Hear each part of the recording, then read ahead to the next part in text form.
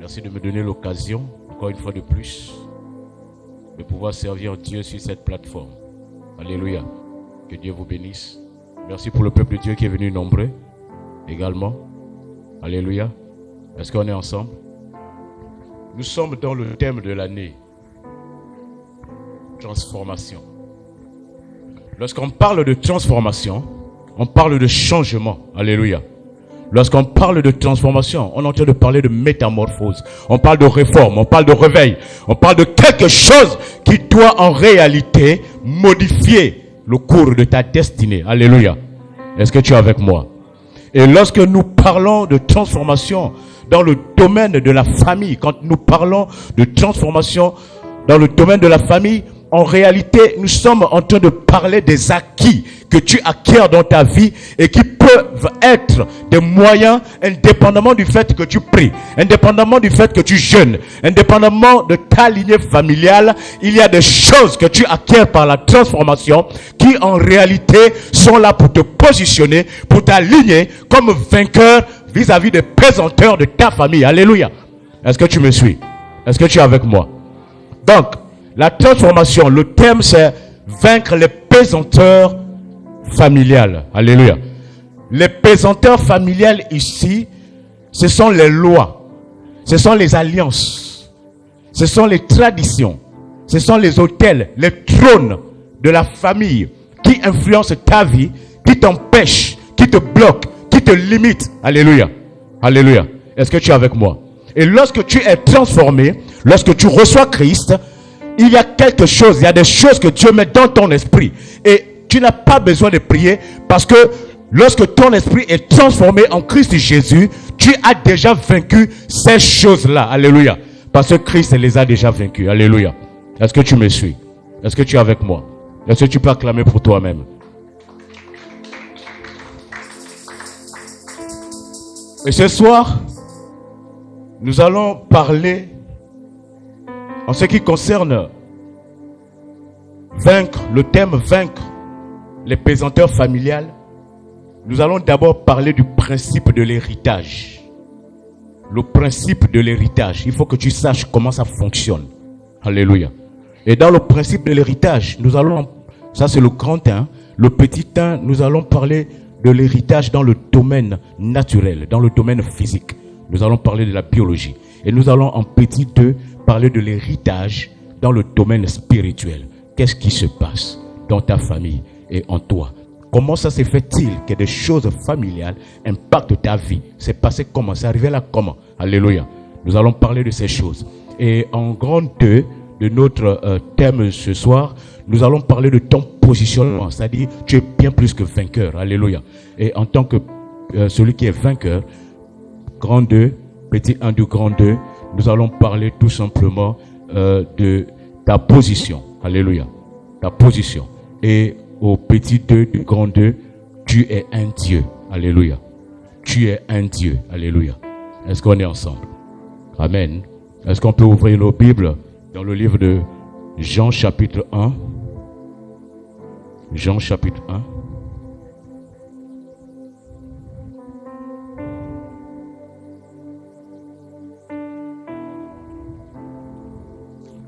Jean chapitre 1, 12 à 13.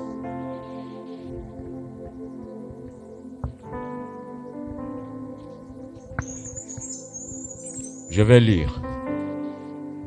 S'il vous plaît, est-ce qu'on peut se lever?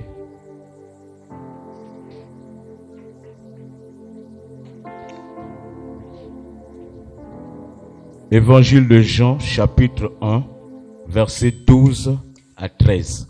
Mais à tous ceux qui l'ont reçu, à ceux qui croient en son nom, elle a donné le pouvoir de devenir enfants de Dieu, lesquels sont nés, non du sang, ni de la volonté de la chair, ni de la volonté de l'homme, mais de Dieu. Amen.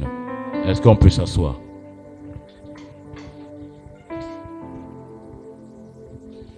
Jean est un des apôtres. Lorsque nous suivons l'histoire, quand on parle de Jean, il y a quelque chose, c'est-à-dire on essaye, l'histoire de Jean, les exégètes sont en discussion de savoir est-ce que c'est Jean l'apôtre, Est-ce que c'est Jean, le sacrificateur? Parce qu'il y avait un Jean qui était sacrificateur qui vivait à Jérusalem. Alléluia.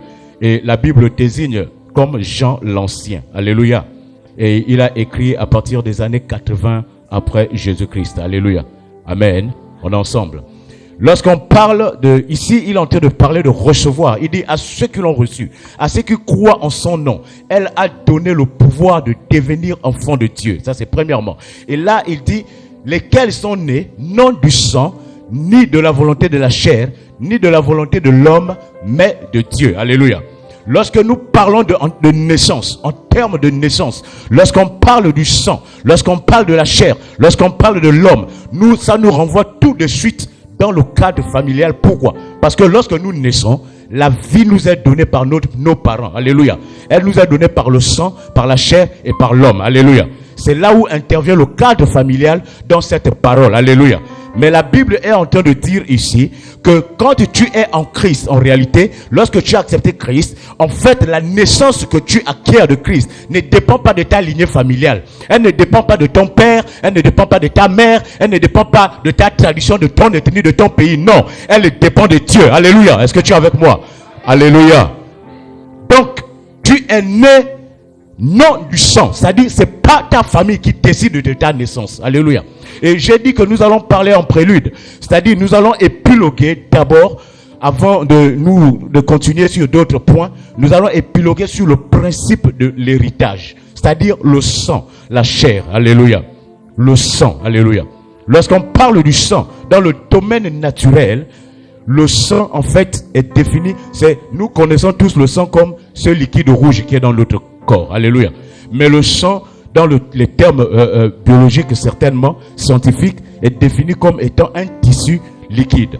Alléluia. Qui contient des hématies. Alléluia. Le sang a un souci. Il y a un problème dans le sang. Je veux que tu comprennes ce qui se passe. Je ne vais pas faire un cours de biologie. J'ai pas fait les sciences. J'ai fait la littérature. Alléluia. Mais je voudrais dire ces choses pour mettre des bases dans ton esprit afin de te préparer à recevoir ce que je vais dire. Alléluia. Donc, dans le sang, il y a 4 éléments principaux. Il y a un élément qu'on appelle le plasma. Il y a un élément qu'on appelle les globules rouges. Tu as les globules blancs et tu as les plaquettes. Alléluia. Et donc, ces 4 éléments jouent un rôle. Alléluia. Ça veut dire que le plasma, c'est celui-là qui contient les sucres, les graisses et les sels. Et même d'autres qui disent même souvent les protéines. Alléluia. Je préfère enlever souvent ces mots-là. D'accord? Et tu as les globules rouges qui sont là pour le transport de ces protéines et le transport de l'oxygène dans tout ton corps. Alléluia. Vous allez comprendre pourquoi j'explique ces choses. Donc, qui transporte l'oxygène dans tout ton corps à travers d'autres éléments dans le sang qu'on appelle les hémoglobines, qui donnent d'ailleurs la couleur rouge au sang. D'accord? Et ensuite, nous avons les globules blancs. Et les globules blancs, ce sont ceux-là qui sont chargés de défendre ton corps. Ça veut dire que lorsque Dieu te crée, même sur le plan naturel, il y a des cellules, il y a des agents dans ton corps qui sont là pour défendre contre toutes les maladies, contre toute intrusion étrangère. Alléluia. Et ces globules blancs, ils ont beaucoup de noms. Il y a les leucocytes, il y a les lymphocytes, les leucocytes T4, leucocytes T8, ainsi de suite. Ensuite, nous avons les plaquettes. Ceux-là servent à la coagulation du sang et à la cicatrisation des plaies. Alléluia. Donc vous voyez que Dieu a tout préparé. Amen. Mais pourquoi le sang? Pourquoi je vous parle de toutes ces choses? Parce que dans le sang, il y a quelque chose que tu portes. Et je vais te dire. Lorsqu'on prend le sang, lorsqu'on prend même ta peau, ou l'on prend un morceau de tissu de ton corps, on va trouver une cellule, une molécule dans ton corps qu'on appelle l'ADN. ADN. Alléluia. Bien. L'ADN, je ne sais pas s'il y a des gens qui ont fait les sciences ici, ça veut dire acide désoxyribonucléique. Et dans l'ADN, comme un noyau comme ça, il y a un autre noyau qu'on appelle ARN. Donc l'ARN, acide ribonucléique. Et là au fond, ça c'est ce qui va nous intéresser, il y a 4 autres éléments, alléluia, qu'on appelle des bases nucléiques, qu'on appelle les ACTG. Alléluia. Adénine, cytosine, thymine, canine. Alléluia. Ces 4 éléments-là sont les plus importants. Et ce sont ces éléments-là, en réalité, qui sont responsables des traits physiques, des caractères physiques que tu as sur ton corps. Alléluia. C'est-à-dire la couleur de tes cheveux, la couleur de tes yeux, si tu as la fente, la taille que tu as, c'est-à-dire ce sont ceux-là qui portent les informations en réalité de ton père, de ta mère, du père de ton père, du père de ta mère, du grand-père de ton père, et ainsi de suite. Donc c'est de génération en génération, ces choses sont contenues dans en réalité ces principes, ces bases nucléiques, c'est-à-dire ces 4 éléments, donc dans l'ARN et dans l'ADN. Alléluia. Ça veut dire que lorsque, par exemple, si ton père était, par exemple, si ton arrière-grand-père était albinos, alléluia, et que ta mère était, la femme de ton arrière-grand-père, c'est-à-dire ton arrière-grand-mère était noirâtre, tu vas faire des enfants noirâtres. Premier enfant, ils vont faire ton père, ils vont faire ta grand-mère, ils vont faire ton père, après ton père va te faire toi tu vas faire ta fille, mais il se pourrait que l'enfant de ta fille soit albinos. Pourquoi? Parce que dans l'ADN, alléluia, dans l'ADN, il y a en réalité il y a cet élément-là, il y a de l'albinisme, il y a des gènes de l'albinisme dans ton ADN, alléluia. Donc en fait, tu es en train de transporter ici, de façon naturelle, de façon scientifique, tu transportes les caractères héréditaires, ce que j'appelle l'héritage. Et cet héritage que tu transportes pour tous tes ascendants, côté paternel, côté maternel, de ton père, de ton grand-père, de ta grand-mère, de tes arrières, tu transportes tout ça et ça devient un patrimoine génétique que tu transportes au-dedans de toi et que tu transmets à tes enfants, aux enfants de tes enfants, aux enfants de tes enfants et à la génération suivante. Ça veut dire que tu as un patrimoine génétique, tu as quelque chose qui concerne la taille de ton père, les yeux de ta mère, la beauté de ton père, la fente de ta mère, la couleur des cheveux, la taille, tu transportes ça comme un patrimoine et tu le transportes et tu es capable de le transmettre de génération en génération. Alléluia. Rien que sur le plan physique. Ça veut dire que scientifiquement, il y a quelque chose que tu transportes de génération en génération au-dedans de toi. Et Dieu a fait les choses de telle sorte que ces choses, en fait, sont reparties. Il y a une partie, un phénomène qui se produit dans ton corps qui conserve toutes ces informations-là. Et il y a un autre phénomène qui va se passer dans ton corps qui, en réalité, va en fait conserver, va diviser ces informations. Mais quand il se mélange avec les autres, il crée ce qu'on appelle un brassage. Donc, le premier phénomène va conserver, en fait, les informations de ton père, de ta mère, de ta lignée familiale. Le deuxième va créer le brassage. C'est comme nous sommes ici. Au milieu de nous, il y a les Pounous, les Camerounais, les Congolais, ainsi de suite. Alléluia. Bon, parlons en termes de Gabonais. Les Pounous, les Nzébi, les Obamba, ainsi de suite. Alléluia. Donc, le fait que nous soyons ensemble et que nous conjuguons tous ensemble d'un même esprit, une même voix, nous faisons ici un brassage ethnique, c'est-à-dire un mélange, la cohabitation. Et Dieu crée également ces choses par le sang dans notre organisme afin que certaines divisions cellulaires, certains phénomènes cellulaires créent ce brassage d'informations. Alléluia. On est ensemble. Amen. Bien. Nous allons passer dans un autre domaine et nous allons voir à partir de Deutéronome, chapitre 12, à partir du verset 23.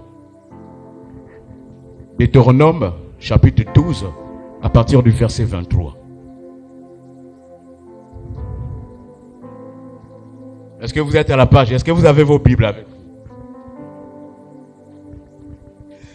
Je vais lire. Deutéronome, chapitre 12, verset 23, dit ceci.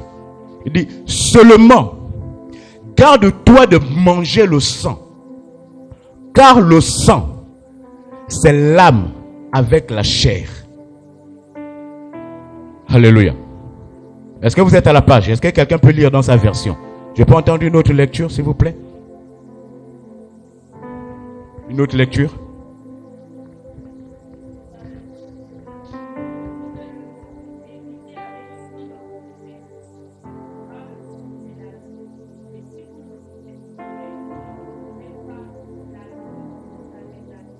Alléluia. Amen. Merci, maman.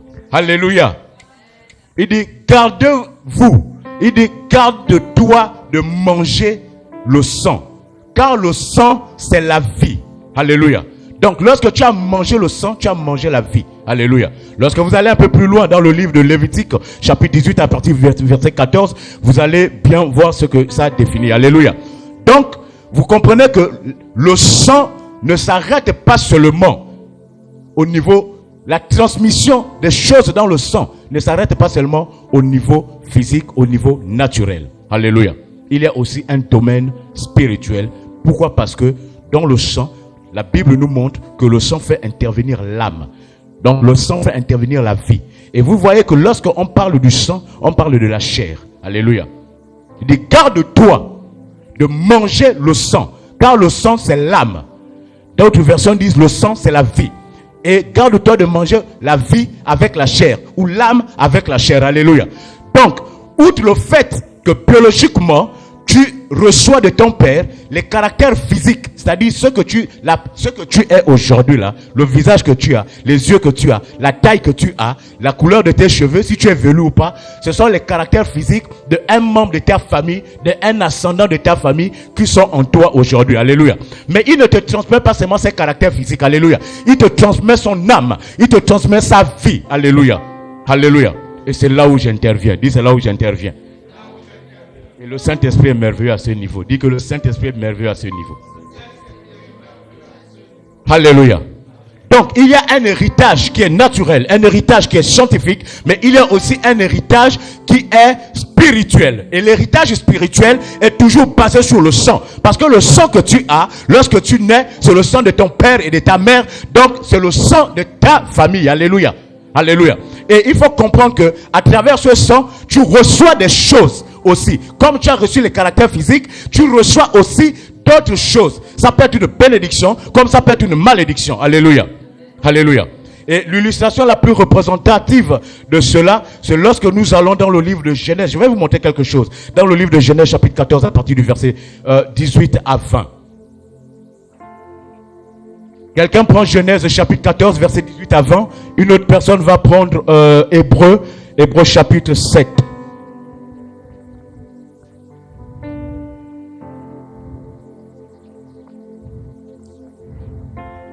Hébreux chapitre 7, verset 9 à 10.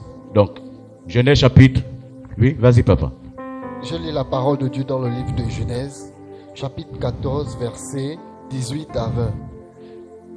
La Bible déclare ceci à partir du verset 18. Melchisédek, roi de Salem, fit apporter du pain et du vin.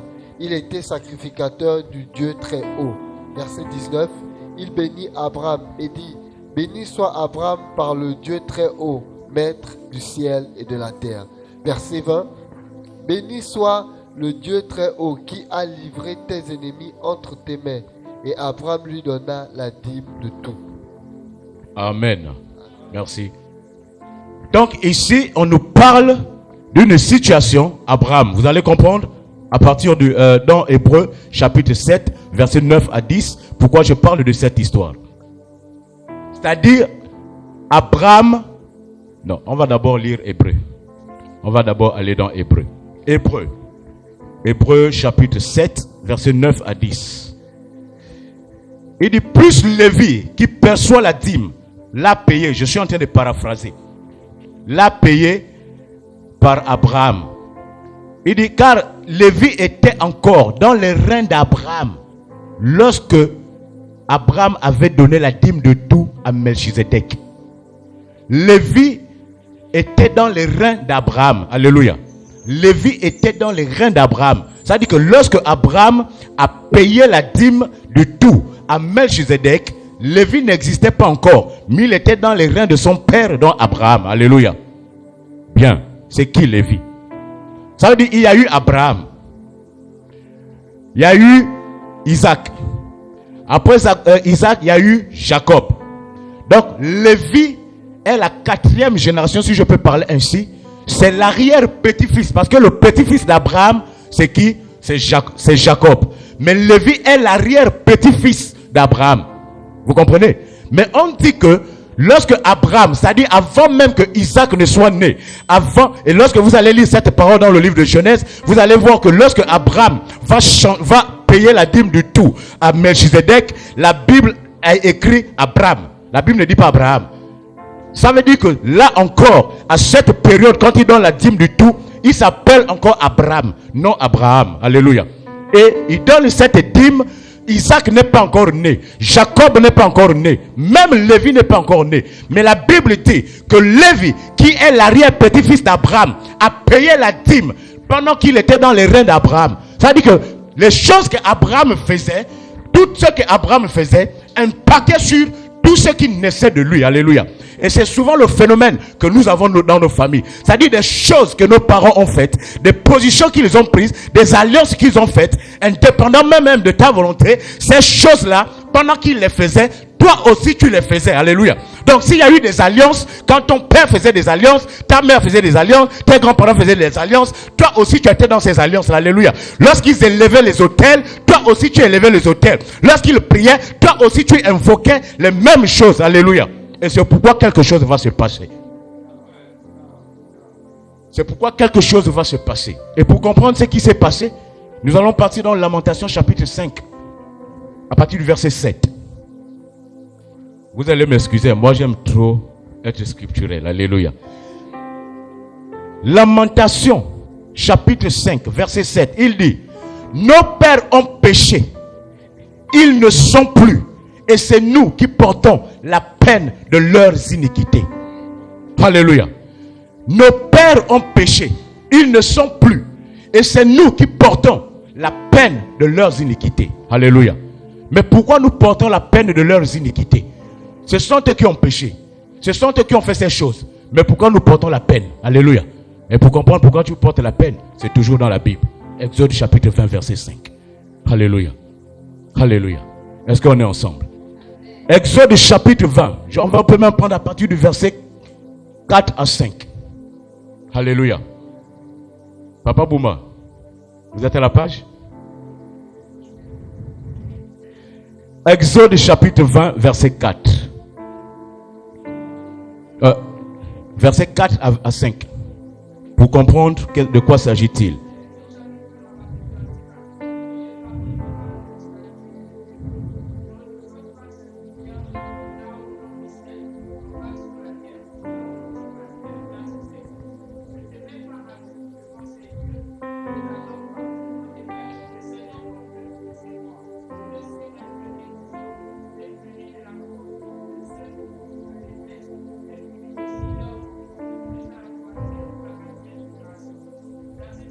Amen.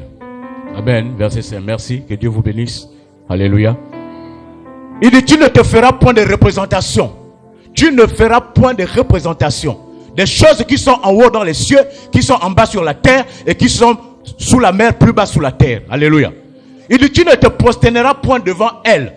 Car moi, l'Éternel, ton Dieu, je suis un Dieu jaloux. Je punis les iniquités des pères sur les enfants de la première, deuxième, troisième, voire même quatrième génération de ceux qui me haïssent. La partie là, souvent on oublie.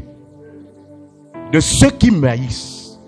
Je punis les iniquités des pères. Donc, il y a, vous savez, Dieu est bon.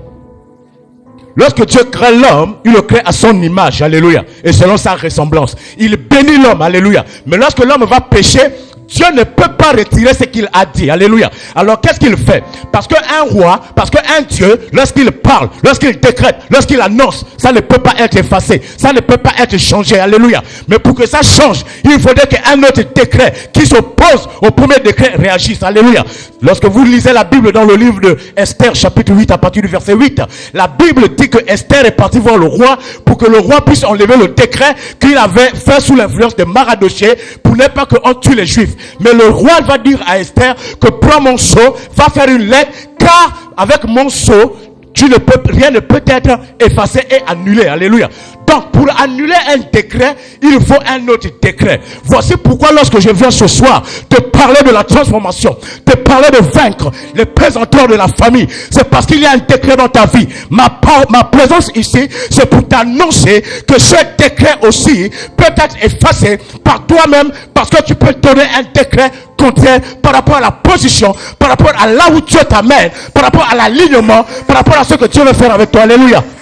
Alléluia. Est-ce qu'on est ensemble?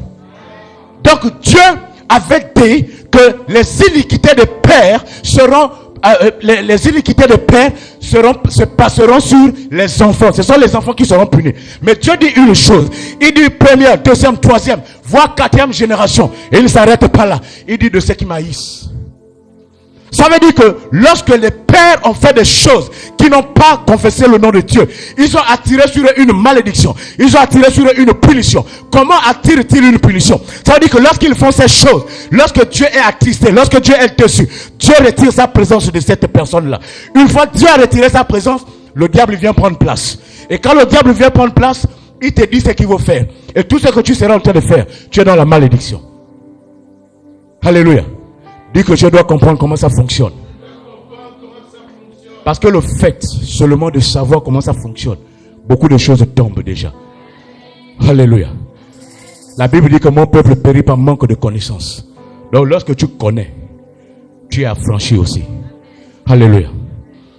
Il est dit de ceux qui maïssent. Ça veut dire qu'il y a une génération qui a fait des choses, qui s'est prosternée, une génération de sorciers, une génération d'idolâtres, qui s'est prosternée devant des choses, des représentations des choses qu'ils ont vues dans les cieux, sur la terre, sous la mer. Ils se sont prosternés, alléluia. Et ils ont attiré sur eux une malédiction. Cette malédiction va impacter la première génération. Cette malédiction va impacter la deuxième génération. Elle va impacter la troisième génération. Elle va impacter la quatrième génération. Mais la Bible dit de ceux qui maïssent. Ça veut dire que normalement, à partir de la quatrième génération, Dieu va susciter. Ou normalement, la quatrième génération, normalement, c'est la génération où la malédiction doit s'arrêter.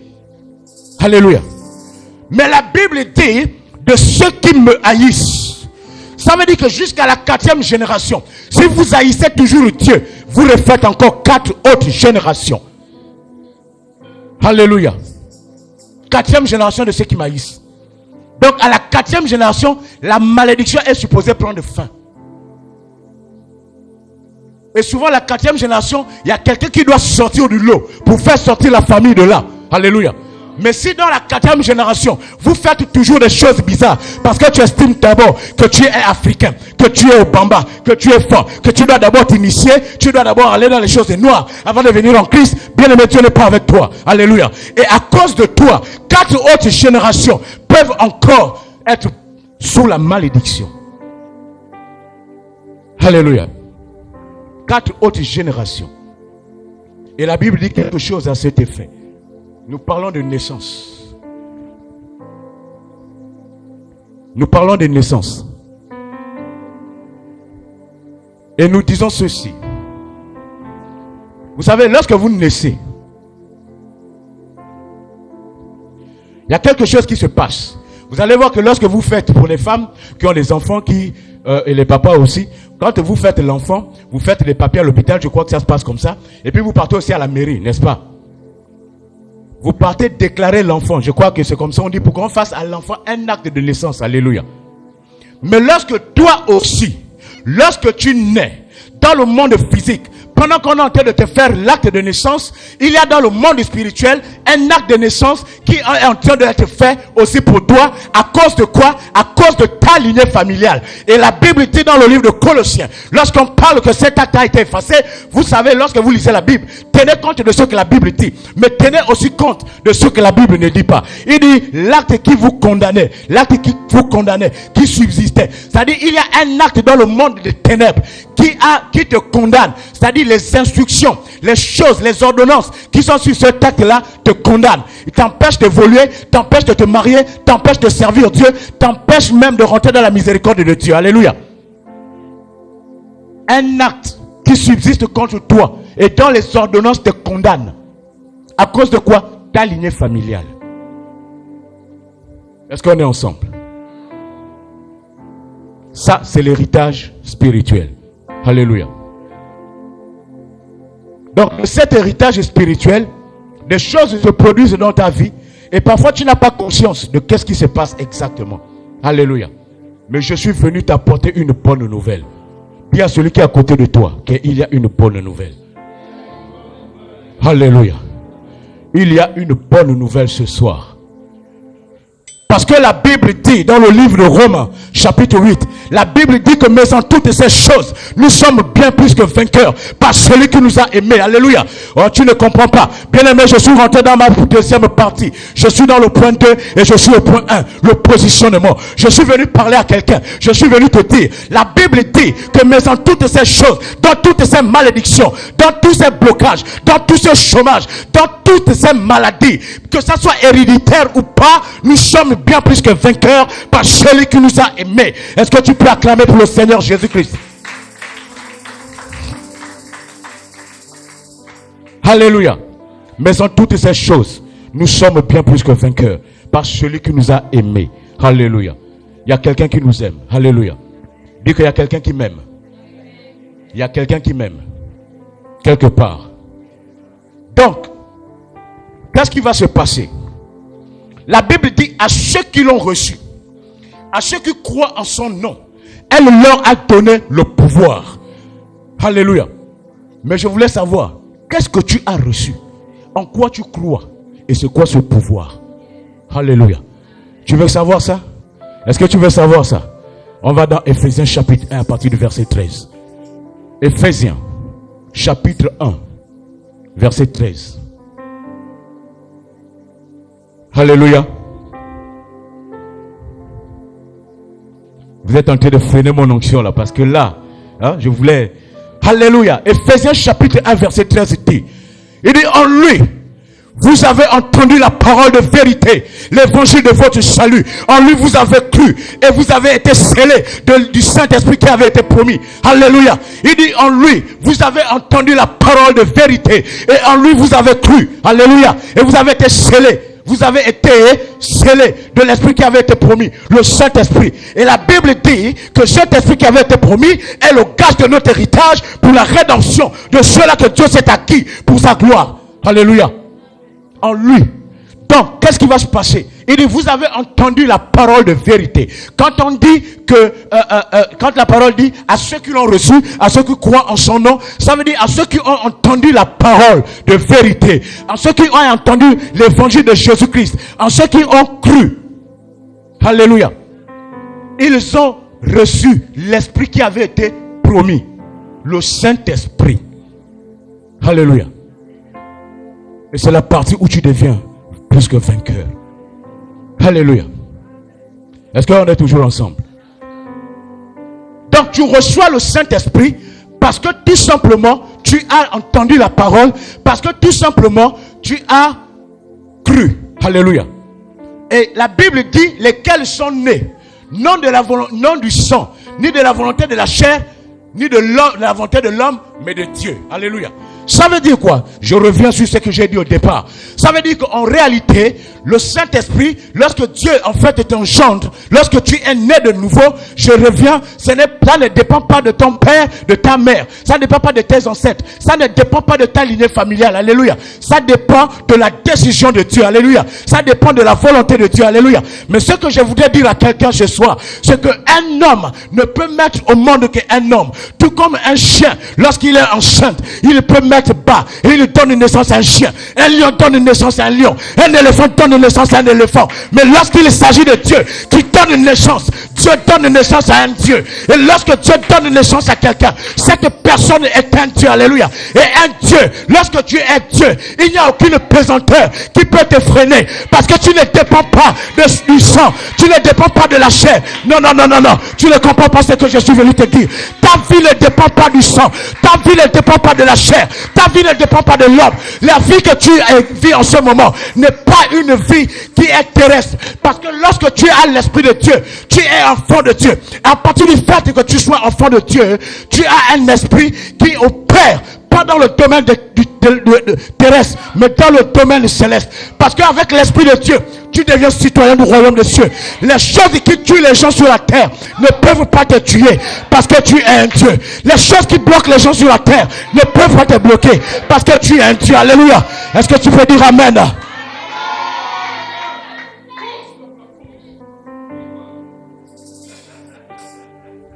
Alléluia. Alléluia. Donc tu reçois l'Esprit de Dieu. tu deviens un Dieu. Et la Bible dit dans le livre des Psaumes, au chapitre 82, à partir du verset 6, la Bible dit, j'avais dit que vous êtes des dieux, vous êtes tous les fils du Très-Haut. Cependant, vous mourrez comme des hommes et vous tomberez comme un prince quelconque. Oh, tu ne comprends pas. Ça veut dire qu'un chrétien, lorsqu'il est connecté à Dieu, il est un Dieu. Mais lorsqu'il se déconnecte de Dieu, il perd sa divinité, mais il devient un prince au milieu des autres hommes. Alléluia. Alléluia. Et à cause du fait que tu es devenu Dieu, la Bible maintenant va dire quelque chose. Dans le livre de Romains chapitre 1. Voici les acquis.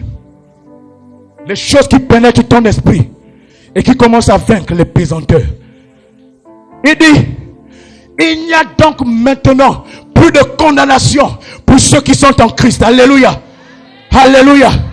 Non, tu ne comprends pas, bien-aimé. Si quelqu'un est venu te dire que si tu ne te maries pas, c'est parce qu'il y a des liens de célibat dans ta famille. Je suis venu te dire, en Jésus-Christ, ça ne marche pas comme ça. Si quelqu'un est venu te dire qu'il y a des liens de chômage, je suis venu te dire que ça ne se passe pas comme ça. Si quelqu'un est venu te dire qu'il y a des blocages parce que tes grands-parents étaient des nganga, parce qu'ils étaient initiés au bouti ou en djembé, je suis venu te dire qu'en Christ Jésus, ça ne marche pas comme ça.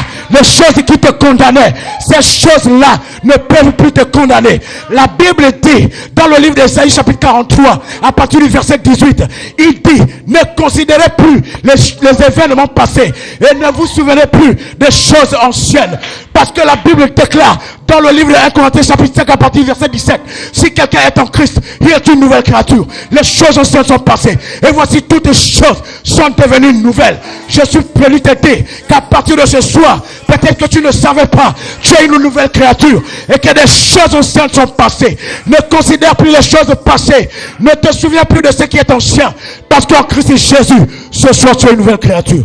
Tu dois le savoir.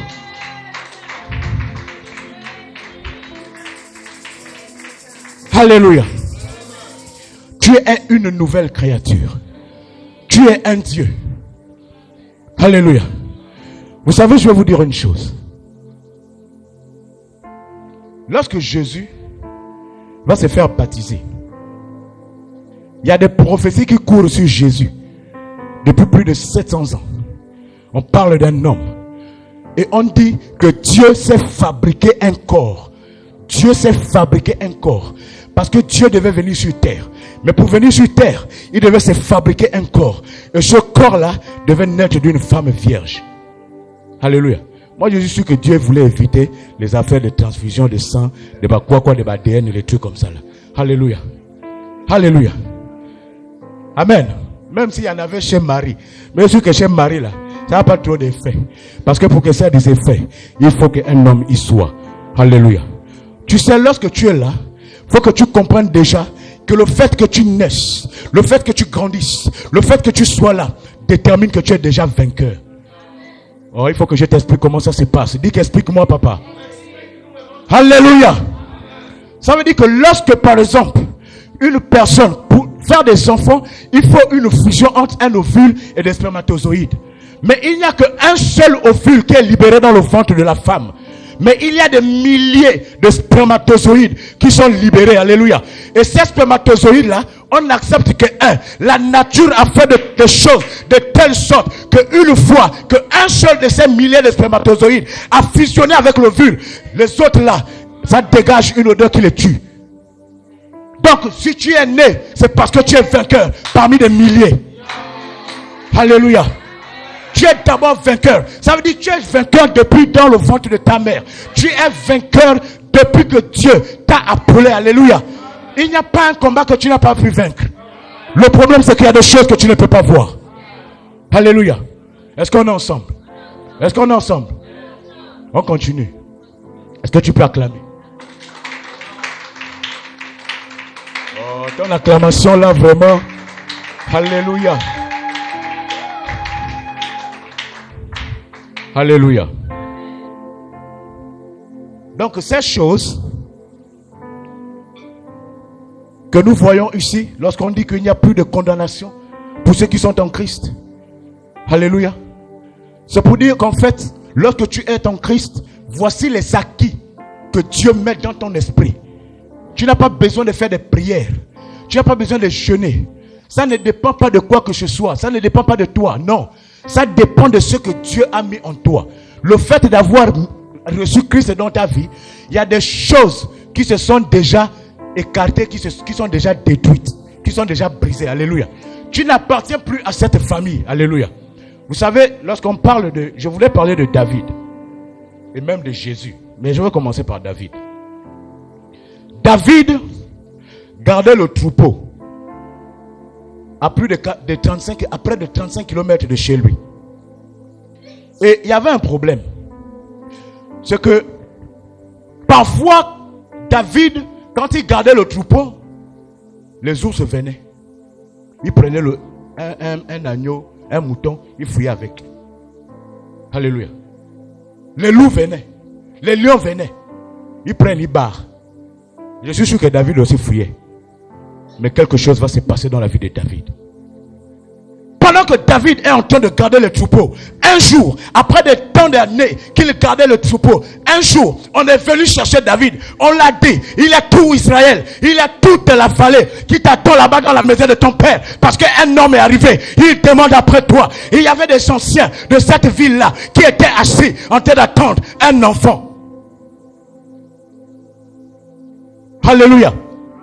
Et quand David est arrivé, la Bible dit que Samuel a oint David. Il a prié sur David, il a oint David. Alléluia. Mais David vivait des situations. Comme il était le plus petit, il ne pouvait pas parler de ça. Lorsqu'il se retrouvait autour du feu avec ses grands frères et son père, chacun racontait sa journée. Le temps que David veut raconter sa journée, tout le monde dort déjà. Donc personne n'écoute. On ne comprend pas ses exploits. Mais ce que je veux dire, c'est qu'à partir du moment où Samuel avait oint David d'huile pour être roi, lorsque David est reparti garder les moutons, les loups sont arrivés. Quand David a regardé les lions, les ours sont arrivés. David a regardé le lion, il a fixé le lion, il a dit au lion, le David qui était ici hier, quand tu venais voler les moutons, il fouillait. C'est pas le même David aujourd'hui, parce qu'il y a quelque chose sur la vie de ce David. La Bible dit qu'il saisissait le lion, il le déchirait. Lorsque l'ours venait, il saisissait l'ours et l'ours il déchirait. Alléluia. Parce que quelque chose s'était passé dans la vie de David. Et c'est exactement ce qui se passe dans ta vie. Le chanceux peut te regarder, il te regarde sortir, il te regarde venir à l'église. Mais je suis venu te dire que ce soir, tu acquiers des choses, tu prends connaissance de telle sorte que quand il viendra, s'il t'a vu hier, ce soir quand il te verra, c'est pas la même personne, c'est une autre personne. Parce qu'il y a une onction particulière, parce que le Saint-Esprit, parce que tu es Dieu, parce que tu portes Dieu au-dedans de toi. Tu es différente. Les pesanteurs là vont tomber. Alléluia. Et elles sont déjà tombées. Quand on parle de pesanteurs, vous savez, lorsque vous prenez le caillou, vous jetez, peu importe la force, ce caillou-là retombe. C'est ça la pesanteur. D'autres appellent ça la loi de l'attraction ou de la gravité. Alléluia. Donc souvent, Dieu, pour défier la gravité, a donné l'intelligence à l'homme de fonder l'aérodynamique. Ça veut dire qu'il faut maintenant que tu sois propulsé à une vitesse que la gravité ne peut pas t'attraper. La pesanteur ne peut pas t'attraper. Tu perces, tu ne comprends pas. Je suis venu parler à quelqu'un. Peu importe le blocage qu'il y a dans ta vie, peu importe le mur qu'il y a dans ta vie, l'onction qui est sur ta vie, le Saint-Esprit, tu casses, tu passes, tu détruis, tu traverses et tu arrives à destination pour la gloire de Dieu. Alléluia, alléluia. Aïe, aïe, aïe, aïe, aïe, aïe, aïe, aïe. La Bible dit une chose.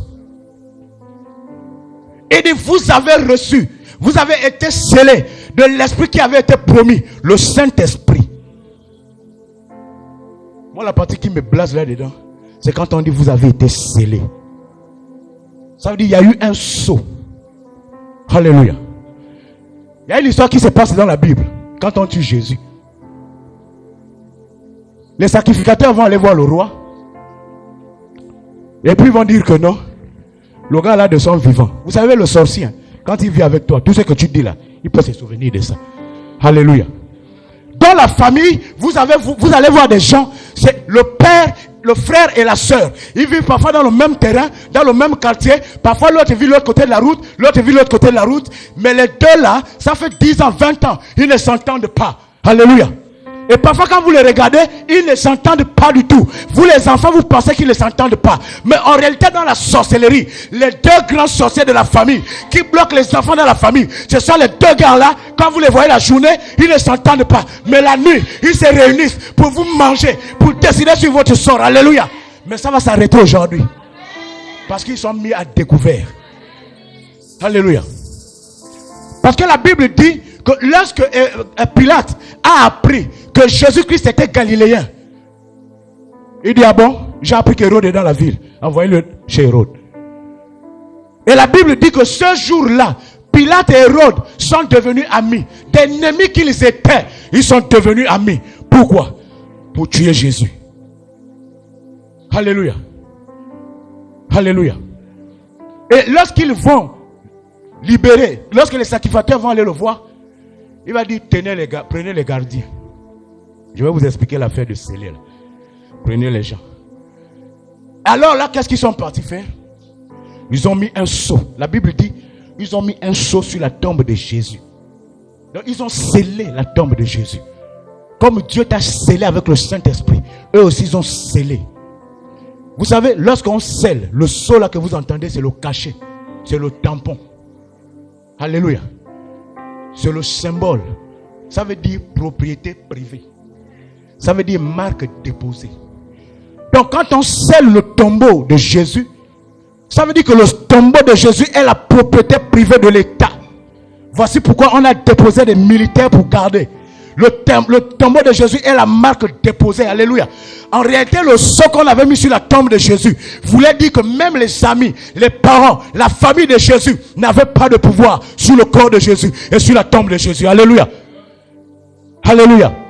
Mais la Bible dit que tu as été scellé du Saint-Esprit. Tu as été scellé. Oh, tu ne comprends pas. Lorsque tu as accepté Christ, lorsque tu as entendu la parole de vérité, lorsque tu as cru, la Bible dit que tu as été scellé de l'Esprit qui avait été promis, le Saint-Esprit. Donc quand tu es scellé du Saint-Esprit, tu es la propriété privée de Dieu. Tu es la marque déposée de Dieu. Il n'y a personne qui puisse t'arracher de ses mains. Personne ne peut s'approcher. Non, tu ne comprends pas. Ton mariage n'est la propriété de personne. Ton ministère n'est la propriété de personne. Ton église n'est la propriété de personne. Ton travail n'est la propriété de personne. Tes enfants ne sont la propriété de personne. Tu n'es la propriété de personne. Ta vie n'est la propriété de personne. Ta destinée n'est la propriété de personne.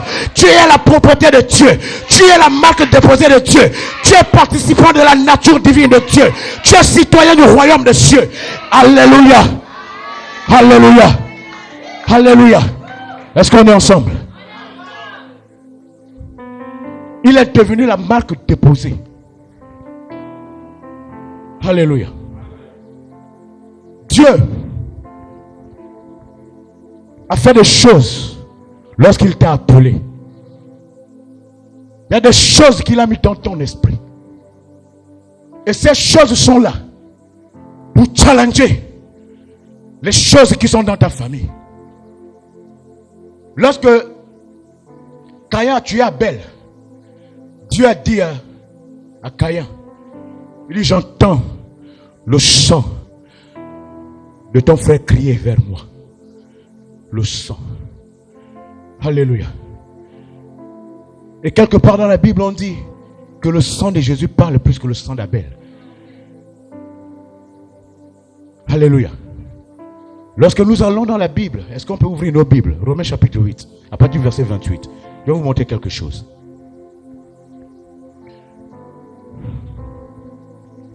Romains chapitre 8, à partir du verset 28. Je lis la parole du Seigneur dans l'épître aux Romains, chapitre 8, verset 28. La Bible déclare, nous savons du reste que toute chose concourt au bien de ceux qui aiment Dieu, de ceux qui sont appelés selon son dessein. Alléluia. Amen. Nous savons du reste que toute chose concourt au bien de ceux qui aiment Dieu. Bien-aimé, je voudrais que tu saches ce soir que les choses, les épreuves que tu traverses dans ta vie, en Christ Jésus. C'est Jésus, c'est Dieu qui les a ordonnés, qui les a orchestrés. Alléluia. C'est pourquoi il dit tout, nous savons du reste. C'est-à-dire la famille dans laquelle tu es né. Dieu n'est pas bête, Dieu n'est pas stupide de t'avoir fait naître dans cette famille. C'est parce que Dieu avait un plan pour toi. Il avait non seulement un plan pour toi, il avait un plan pour ta nation au travers de toi, il avait un plan pour ta famille au travers de toi, il avait un plan pour ta génération au travers de toi. C'est pourquoi il a permis que tu passes par là, pour qu'en réalité tu sois formé. Parce que la Bible dit que ceux qu'il a connus d'avance, il les a prédestinés à être conformes à l'image de son Fils. Alléluia. Il les a prédestinés. Ceux qu'il a connus d'avance, il les a prédestinés à être à l'image de son Fils. La Bible dit, afin que son Fils soit le premier-né dans une multitude de frères. Alléluia. Et la Bible ne s'arrête pas là. Je voudrais que tu fixes ta parole. Je voudrais que tu fixes ta Bible. Je voudrais que tu entendes. Nous savons du reste que toutes choses concourent au bien de ceux qui aiment Dieu, de ceux qui sont appelés selon sa volonté. Car ceux qu'il a connus d'avance, il les a prédestinés à être conformes à l'image de son Fils, afin que son Fils soit le premier-né dans une multitude de frères. Et ceux qu'il a prédestinés, il les a aussi appelés. Et ceux qu'il a appelés, il les a aussi justifiés. Et ceux qu'il a justifiés, il les a aussi glorifiés. Qui s'élèvera contre nous si Dieu est pour nous? Lui qui n'a pas épargné son propre Fils, mais qui l'a livré pour nous tous, comment ne nous donnera-t-il pas toute autre chose avec lui? Qui accusera les élus de Dieu? C'est Dieu qui justifie. Qui les condamnera? Christ est mort, bien plus il est ressuscité. Il est mort au ciel, il intercède pour nous. Qui nous séparera de l'amour de Dieu? Est-ce le péril? Est-ce la famine? Est-ce la tribulation? Est-ce la nudité? Selon qu'il est écrit à cause de ton nom, on nous met à mort tous les jours et on nous regarde comme des brebis destinées à l'abattoir. La Bible dit, mais en toutes ces choses, nous sommes bien plus que vainqueurs par celui qui nous a aimés. Car j'ai l'assurance que ni le ciel, ni la terre, ni la profondeur, ni la hauteur, ni les anges, ni les dominations, ni le feu, ni la terre, ni aucune autre chose ne peut nous séparer de l'amour de Dieu manifesté en Jésus-Christ, notre Seigneur. Est-ce que je peux t'entendre crier Alléluia?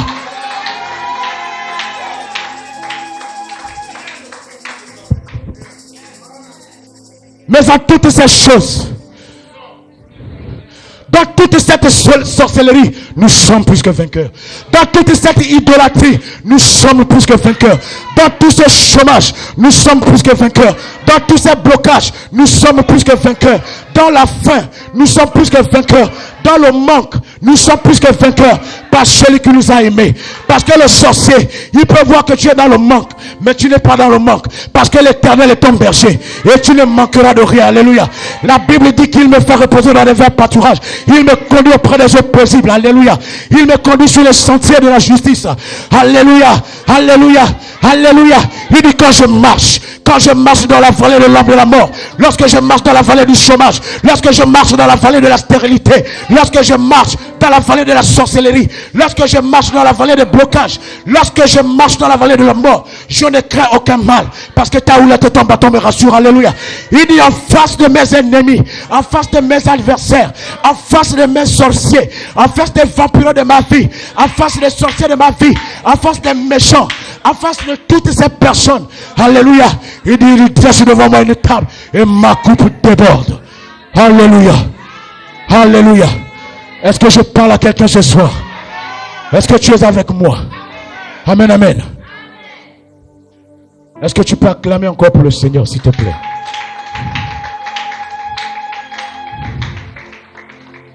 Alléluia. Donc, lorsque nous parlons d'être né, il faut comprendre que en Christ Jésus, tu es devenu un Dieu. Pourquoi? Parce que tu portes Dieu au-dedans de toi. Alléluia. C'est pourquoi tu vas dans 1 Jean, je crois, chapitre 4, verset 4. La Bible dit, vous, petits enfants, vous êtes de Dieu et vous les avez vaincus. Alléluia. Vous les avez vaincus. Par quoi? Par l'Esprit de Dieu. Que celui qui est en vous est plus grand que celui qui est dans le monde. Alléluia. Bien-aimé, il faut que tu réalises ça. Vous savez, je voudrais vous dire une chose. Si Oligui, le président Oligui, quitte son palais avec toute son administration et il vient ici, il habite ici, il travaille ici. Cette maison devient le palais présidentiel. Alléluia. Donc là où tu es là, imagine tu portes Dieu en toi. Alors qui tu es? Alléluia. Tu portes Dieu en toi. Non, il faut que tu comprennes. Un Dieu ne peut pas le bloquer. Un Dieu ne peut pas le tuer. Vous savez, je vais vous dire, le problème avec le chrétien, ce qu'il doit comprendre, c'est que tu n'es pas du monde, mais tu es dans le monde. Tu appartiens à une autre réalité, à une autre vérité. Le problème, c'est que tes yeux physiques te mentent, tes sens physiques te mentent, mais il y a une vie au-dedans de toi. Voici pourquoi Dieu vient te parler à travers les prophètes, à travers les rêves, à travers les visions. Alléluia. Alléluia. C'est-à-dire, ce que Dieu a fait avec toi, la grâce de Dieu qui est dans ta vie, lorsque tu as cru, lorsque tu as accepté la parole, cette grâce, Moïse ne l'avait pas, David ne l'avait pas, Daniel ne l'avait pas. Il n'y a que toi qui l'as eu. Parce que Dieu avait décidé un jour, il a dit, dans les derniers temps, je répandrai de mon esprit sur toutes les chairs. Vos fils et vos filles prophétiseront, vos jeunes gens auront des visions et vos vieillards des songes. Il dit, je ferai paraître des prodiges dans les cieux et des miracles sur la terre. Alléluia. Il a répandu son esprit sur ta chair. Tu es un Dieu charnel. Au sens de la chair, pas au sens diabolique. Alléluia. Lorsque nous parlons de la transmission, vous allez voir que dans la transmission, il y a même les maladies héréditaires. Mais les choses qui tuent les païens, les choses qui tuent les gens qui ne connaissent pas Christ, ne peuvent pas te tuer. Alléluia. Si ces choses te tuent, c'est par ignorance. Voici pourquoi tu dois être transformé. Voici pourquoi tu dois être métamorphosé. Voici pourquoi tu dois être enseigné. Voici pourquoi tu dois être réformé. Voici pourquoi tu dois être réveillé. Voici pourquoi tu dois être impacté. Afin que tu brises et que tu sois vainqueur devant les pesanteurs de ta famille. Devant tout ce qui t'empêche. Devant toutes les limitations. Alléluia. Là où les hommes voudraient te voir, c'est pas là où Dieu veut te voir. Alléluia. Tu dois comprendre ça. Parce que les hommes veulent que tu ressembles à ce qu'ils ont déjà vu. Lorsque tu ne ressembles pas à ce qu'ils ont déjà vu, ils ne te comprennent pas. Ils te trouvent des bizarres. Ils veulent que tu sois comme ce que eux ils connaissent. Or Dieu t'a choisi pour être le flambeau d'une génération. Dieu t'a choisi pour vaincre les limitations. Il n'y a rien qui puisse te bloquer, maman. Il n'y a rien qui puisse te bloquer. Dans ta famille, dans ta nation. Alléluia. Le problème avec le chrétien, c'est que nous refusons souvent de payer le prix. Nous refusons de nous connecter à la source.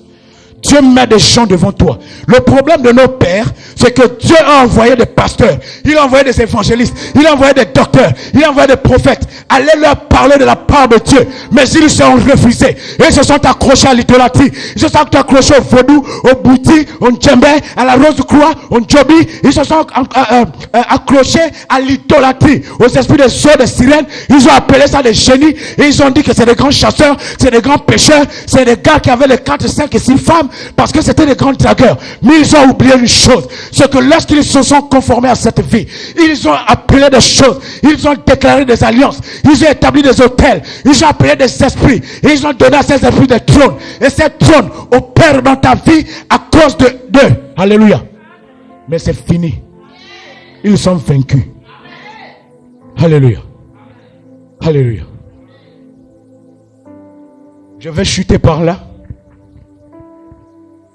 L'histoire de Jacob. Jacob va prophétiser. Écoutez ceci. Je vais vous dire une chose. Et ça ne va pas plus vous inquiéter. Lorsque vous regardez la Bible dans le livre de Genèse au chapitre 49, à partir du verset 22, vous allez remarquer quelque chose. D'abord, Genèse 49, Jacob va prophétiser. Il va bénir ses 12 fils. Mais il y a un fils à qui Jacob donne une bénédiction particulière. C'est Joseph. Jacob va dire une chose sur Joseph. Et c'est ça là, je voudrais que tu saches. On va lever l'équivoque. Vous savez, mon père, quand il a parlé, il a dit quelque chose. J'ai vécu des situations dans ma famille. Cette prédication, je suis sûr, quand Dieu dit vaincre les pesanteurs familiales, les gens attendaient que je parle de la famille. Non. J'ai d'abord mis des bases parce que prochainement, j'en vais revenir. S'il plaît à Dieu. Jacob dit deux choses principales à Joseph. La première chose, c'est ce que tu veux que je voudrais que tu comprennes. La deuxième chose, c'est ce que je voudrais que tu décides pour tes enfants. Dans Genèse chapitre 49, à partir du verset 22, il bénit Joseph. Mais il dit, Joseph sera béni de la bénédiction des cieux en haut, de la bénédiction des eaux en bas. Mais écoutez ça. Il dit de la bénédiction maternelle, du sein maternel et des mamelles. Joseph sera béni de la bénédiction des cieux en haut, de la bénédiction des eaux en bas, de la bénédiction des mamelles et du sein maternel. Alléluia. Parce que dans toutes ces trois bénédictions, il y a une bénédiction qui concerne ta famille. Et lorsque tu nais dans une famille méchante, c'est une famille qui te maudit, qui ne veut pas te voir réussir, qui veut te voir échouer, qui veut te voir échequer. Mais elle ne peut pas te voir échequer. Parce que la seule bénédiction qu'elle peut te retirer, c'est la bénédiction des mamelles et du sein maternel. Alléluia. Pourquoi? Parce que la bénédiction des cieux en haut, c'est la bénédiction que Dieu te donne. Que dans ta lignée familiale, depuis le patriarche jusqu'à toi, il n'y a aucune personne dans ta famille qui a cette bénédiction. Dieu te l'a donnée. Elle est unique, elle est spéciale. Parce que tu es spécial, tu es unique. Il n'y a que toi qui as cette bénédiction. À part toi, personne ne l'a jamais eu. Et personne ne l'aura jamais. C'est toi seul qui l'a. Est-ce que tu es avec moi? La deuxième bénédiction, il parle de la bénédiction des eaux en bas. La bénédiction des eaux en bas, c'est la bénédiction que tu acquiers par le fruit de ton effort, ton travail. Et tu as la bénédiction des mamelles et du sein maternel. Genèse 49, à partir du verset 22. Alléluia. Mais Jacob dit encore une autre chose à Joseph. Il dit que la bénédiction de ton père surpasse la bénédiction de mes pères. Alléluia. Quand tu bénis tes enfants, il faut dire ça. Il dit que la bénédiction de ton père, oh Joseph, que la bénédiction de ton père que je suis, moi Jacob, qu'elle s'élève au-delà de la bénédiction de mes pères, qu'elle s'élève au-delà de la bénédiction d'Isaac, qu'elle s'élève au-delà de la bénédiction d'Abraham. Pourquoi?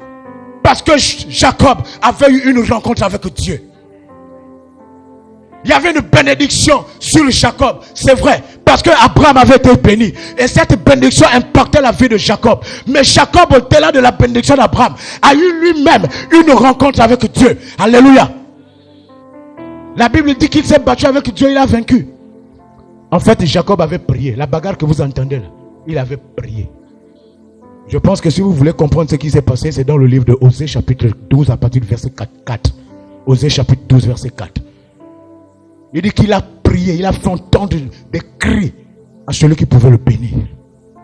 Alléluia. Et à la fin de sa vie, il prophétise sur ses enfants. Ta mère peut dire des choses sur toi. Mais il y a quelque chose. Si Dieu t'a appelé à être serviteur de Dieu, si Dieu t'a appelé à être ministre, ta famille, même si elle te maudit toute la journée, toute la nuit, ils ne peuvent pas empêcher ça. Parce que ça ne dépend pas des mamelles et du sein maternel. Alors, tu ne comprends pas ce que je dis. Il y a une bénédiction divine sur ta vie. Il y a une bénédiction céleste sur ta vie. Il y a une bénédiction qu'aucun de tes ascendants n'a. Tu es la seule personne à détenir cette bénédiction. Personne ne l'a jamais eu dans ta famille. Et personne ne l'aura jamais. Parce que tu es spécial. Cette bénédiction fait de toi un être spécial. Cette bénédiction est l'illustration la plus représentative de la main de Dieu dans ta vie. C'est l'illustration la plus représentative de la bénédiction de Dieu dans ta vie. C'est l'illustration la plus représentative de la destinée que Dieu tient ta destinée dans ses mains. Alléluia.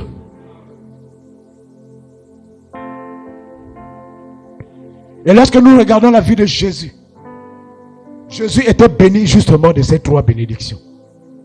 La bénédiction des cieux en haut, la bénédiction des eaux en bas, La bénédiction des mamelles et du sein maternel. La Bible désigne Jésus comme sacrificateur par Melchizedek. Alléluia. Jésus-Christ est Melchizedek. Il est sacrificateur. Alléluia. Mais Jésus-Christ est de la tribu de Juda. Depuis l'ancêtre de Jésus jusqu'à Jésus, aucun membre de la tribu de Juda n'a été appelé à la sacrificature. Aucun membre de la tribu de Juda n'a été sacrificateur. Le seul qui a été sacrificateur, c'est Jésus-Christ. C'est la bénédiction de ceux en haut. C'est cette bénédiction que Dieu lui a donnée. Dans sa tribu, dans sa lignée familiale, ils sont appelés à la royauté. Lorsque vous lisez Genèse 49, la bénédiction, la prophétie qui est adressée à Juda, la Bible dit que Juda est un lion qui tord. Il dit le sceptre de la royauté, ni le bâton souverain ne s'éloignera de ton bras. Ça veut dire que Juda a été appelé à la royauté, mais pas à la sacrificature. Mais la Bible dit que Jésus-Christ est sacrificateur, pas Melchizedek. Il n'y a aucun gars de la tribu de Juda qui soit sacrificateur. Ça n'a jamais existé. Alléluia. La bénédiction des eaux en haut. La deuxième chose, c'est la bénédiction des eaux en bas. Quand la Bible parle de Jésus, la Bible dit que Jésus a été obéissant. Il a été obéissant jusqu'à la croix. Vous savez, ce qui a permis à Jésus d'être positionné, c'est pas tant parce qu'il faisait les miracles ou parce qu'il prêchait l'évangile. C'est parce qu'il obéissait à la volonté de Dieu.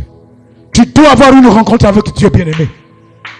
Tu dois avoir une rencontre avec Dieu. Tu dois obéir à Dieu. Tu dois comprendre, connaître, chercher la face de Dieu pour comprendre quelle est sa volonté. Alléluia. Il a été obéissant et même obéissant jusqu'à la croix. Voici le travail que Jésus a fait sur son âme. L'obéissance. Et c'est ce qui l'a valu de s'asseoir assis à la droite de Dieu. Alléluia. La bénédiction des mamelles et du sein maternel. La Bible dit que Jésus est de la descendance. Il est de la tribu de Juda. Il est de la descendance de David. Or, nous savons que David était roi en Israël. Et la Bible, dans le livre des Psaumes au chapitre 89, la Bible dit que Dieu a juré par lui-même que d'âge en âge, d'éternité en éternité, David, mon serviteur, ne manquera pas d'un fils assis sur le trône d'Israël. Alléluia. Donc, du fait de sa lignée familiale, Jésus-Christ était roi. Ce qui a valu le titre de roi des Juifs. C'est sa lignée familiale. Il est de la descendance davidique. Il est de la dynastie de David. Alléluia. La bénédiction des mamelles et du sein maternel. Et quand tu comprends ces choses, toutes les malédictions de ta vie sont vaincues. Parce que la seule chose que ta mère t'a enlevée, je ne vous dis pas de ne pas respecter vos parents. Mais je suis venu vous dire, ne vous inquiétez pas des paroles qu'ils disent sur vous à longueur de journée. Lorsqu'il te maudit ou lorsqu'elle te maudit, ne t'inquiète pas. Il y a quelque chose qu'elle ne peut pas t'enlever. Ça ne dépend pas d'elle. Alléluia. Et parfois même, Dieu peut t'amener à recréer une autre chose, à prendre un autre chemin, avoir une autre bénédiction pour créer toi, ta famille, prophétiser, bénir cette famille comme Joseph l'a fait. Alléluia. Est-ce qu'on peut se lever, peuple de Dieu?